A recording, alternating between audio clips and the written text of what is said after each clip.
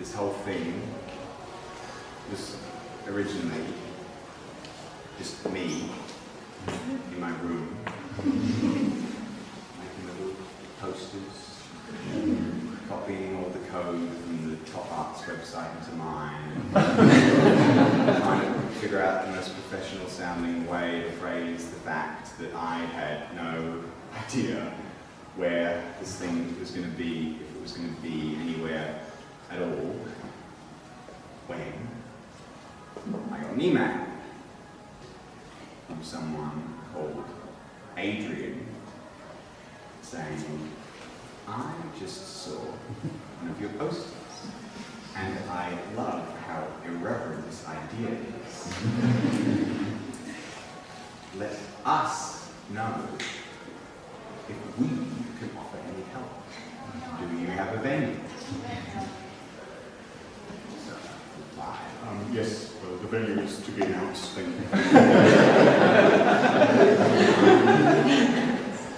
And we agreed to meet for coffee. So, the next week, I was waiting in a Brunetti's to essentially catfish an events manager, checking every face against the tiny, blurry profile picture in the email we sent. On the look for a regular-looking guy with short hair and a t-shirt. When I saw someone making their way down the street in a stylish hat, on curly hair, with an overcoat and boots that poked, with an umbrella he was using as a cane as he made his way down the street. And as he turned and made his entrance through the Brunetti Oro gates, he held more than a passing resemblance to Gene Wilder in his first appearance as Willy Wonka. And then he looked at me and said, Elliot. And I said, Adrian. Clutching my golden email, with no idea he was about to give me the keys to the chocolate factory of events management. The reason I was able to get this space, the reason I was able to organise a whole exhibition, the reason this project was able to happen at all is the generosity, humour and constant counsel of Adrian, who gave up so much of his time just for the sake of this idea. Adrian, thank you.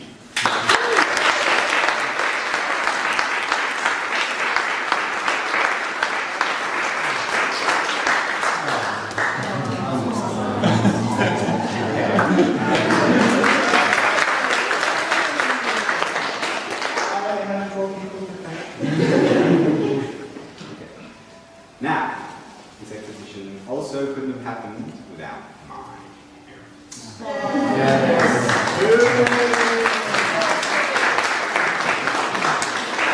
last 6 months of our lives, I've been trying to get this off the ground. They've been the sounding board for my every idea. Reading over every email coming in night after night so we could get these works on the wall. The sheer volume of grunt work they've done for me is insane, and probably illegal in some my gratitude for the role you play in my life is constant, if not always visible. An insane applause for Tim Head.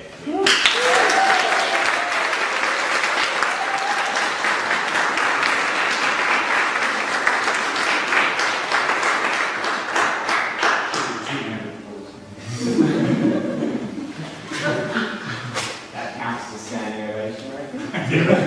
I should have said, since you're all already standing standing. If you want to do a regular ovation, you have to actively sit down.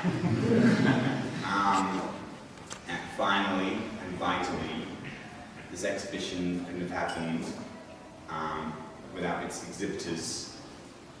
You are Bottom Arts. Thank you for making this not just a project, but a community and a movement. I've said it before, but for an unjuried exhibition, the turnout is astonishing. It's amazing that this project will end up being you all. Looking around me, I can happily conclude that being rejected from Top Arts does not actually speak to the quality of the work. Thank you.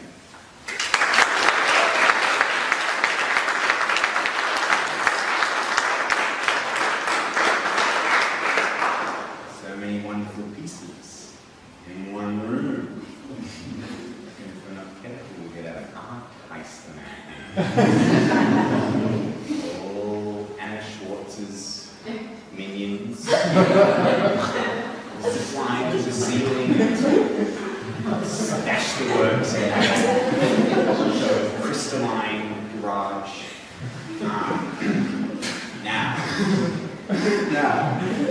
a bit of an obscure one. For those of you who haven't cycled past Anna Schwartz's garage. Anyway, now it's my undying pleasure to invite my art teacher and practicing artist himself, Sean Peoples, to say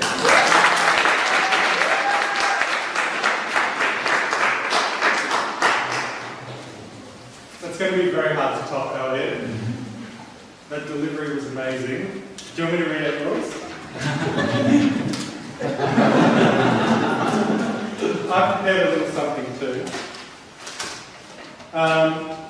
For those that don't know me, yes, Sean. I've been working as a practicing artist for 20 years, working as an art teacher for the last 17, working at the VCA secondary school for the last 10, and teaching Elliot for, how long, Elliot? 18 months or something now, maybe? And I think we can all agree that the word bottom can have negative connotations. We've all heard the expression rock bottom, bottom of the barrel, bottom of the heap, and we've been told that anything at the bottom is often second-rate, unrefined, and a kind of reject.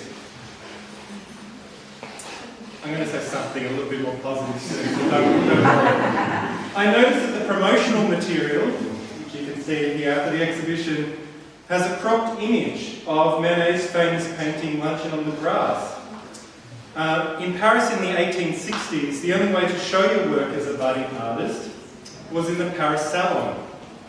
Rejection from this exhibition was very bad news for an artist, as it only came around once a year, and later on it only came around every 2 years. And when Manet first showed his painting at the Salon in 1863, they rejected it under the premise that it looked unfinished, the perspective was amateurish, and the subject matter was unsuitable for great art. After some deliberation, Manet included his work in a different exhibition instead, a counter-offensive to the Salon called the Exhibition of Rejects. The selection panel at the Salon was so beholden to the institution of the Salon that their experience of an artwork was entirely mediated through their selection criteria. Rather than grappling with the work head-on and acknowledging the work for what it is, they were bogged down by tradition. So bogged down that they missed out on championing what would become one of the most enduring and important foundations to what we now call modernism. I'm remembered of a wonderful essay I get my students to read every year by the art historian Linda Nothlin, called "Why Have There Been No Great Women Artists?" In it, Nothlin makes the extraordinary and controversial argument that for the most part, there haven't been any great women artists. Because the way that we think about greatness as a culture has traditionally excluded women. Nothlin has a problem with the question itself and wants to critique the cultural biases implicit in it. That greatness tends towards those born into exceptional artistic and cultural moments, that greatness tends towards those with the means to support their careers. It tends towards those that aren't required to care for children and families. And it tends towards art critics, historians and curators who want to see their values and ideals of beauty reflected. If we get too comfortable and too rigid with our definition of greatness, or mediate our ideas of success through checkbox criteria, we can miss out on a lot. Way too much, in fact. Important work which has the potential to move us, engage us, and transform our lives. And I just want to preface this, but I'm not a very big fan of swearing, but I want the next thing that I say to have a kind of force and impact to it. So I want you to all punctuate what I'm about to say with lots of swear words of your choice, okay? Please remember. Bottom Arts does what all great art does. It is a vehicle to imagine new possibilities and new ways of being in the world. It's a celebration of rejection. It's the autonomy and freedom that comes with forging your own path. It's an expression and desire to create community. It's a way of reframing a narrative by what it means by success. Being at the top can be quite exhilarating, but perhaps we should be mindful not to spend too much time up there. It can be quite cold up there. The air can get a little thin, and the visibility can get a little hazy. And before you know it, you've got elevation sickness. Perhaps we should spend a little bit more time at the bottom. The bottom is where things are grounded in our immediate experiences. There's a kind of warmth down here, where things have real substance. At the bottom, we can be close to our friends and to our family. It's at the bottom that we can really get to the bottom of the matter. So with that, congratulations to Elliot for having the incredible vision, humour and generosity to see this project to its conclusion. When you first told me about this a long, long time ago, I thought it would just be that, just an idea. To be here now is incredible. Special thanks to Elliot's parents, Mim and Ed, for their incredible support to make this project happen. And an extra special thanks to all of the amazing artists present here tonight. So grab a glass and bottoms up.